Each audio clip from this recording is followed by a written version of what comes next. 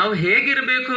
యోసేపు వలె పరిశుద్ధతను కలిగి ఉండాలి. ಯೋಸೇಫನ ಹಾಗೆ ಪರಿಶುದ್ಧತೆಯನ್ನು కలిగిರಬೇಕು. యేసయ్య వలె పరిశుద్ధతను కలిగి ఉండాలి. ನಮ್ಮ ಯೇಸು ಪ್ರಭು ಹಾಗೆ ಪರಿಶುದ್ಧರಾಗಿರಬೇಕು. హల్లెలూయా, హల్లెలూయా, హల్లెలూయా. హల్లెలూయా.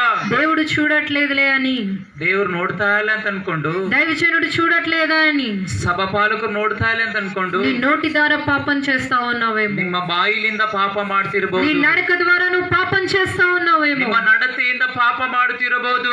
జాగ్రత్త దేవుని బిడ్డ, ಜಾಗ್ರತೆ ದೇವ ಮಗುವೆ. ఒక రోజు తీర్పు ఉంటది. ಒಂದು ದಿನ ತೀರ್ಪು ಇರುತ್ತದೆ. నీ వస్త్రధారణ విషయమైన, ನಿನ್ನ ವಸ್ತ್ರದ ವಿಷಯ ಕುರಿತು ಕೂಡ, నీ మాటల విషయమైన, ನಿನ್ನ ಮಾತುಗಳ ವಿಷಯದಲ್ಲಿ ಕೂಡ ప్రతి విషయంలో నువ్వు తీర్పు చెప్పాల్సిందే. ಪ್ರತಿ ವಿಷಯದಲ್ಲಿ ನಾವು ತೀರ್ಪು ಕೊಡಬೇಕಾಗಿದೆ. తీర్పు సమయం ఒక రోజు ఉంటుంది. ತೀರ್ಪು ಮಾಡುವಂತ ಒಂದು ಸಮಯ ಬರುತ್ತದೆ. ఆ సమయంలో ಆ ಸಮಯದಲ್ಲಿ నువ్వు ఎటు రీతిగా నిలబడతావా ఆయన ముందు? ನೀವು ಯಾವ ರೀತಿ ನಿಂತುಕೊಳ್ತೀರಿ ದೇವರ ಮುಂದೆ? నిందారహితుని వలె నిలబడతావా? ನಿಂದಾರಹಿತರಾಗಿ ನಿಂತುಕೊಳ್ತೀರಾ?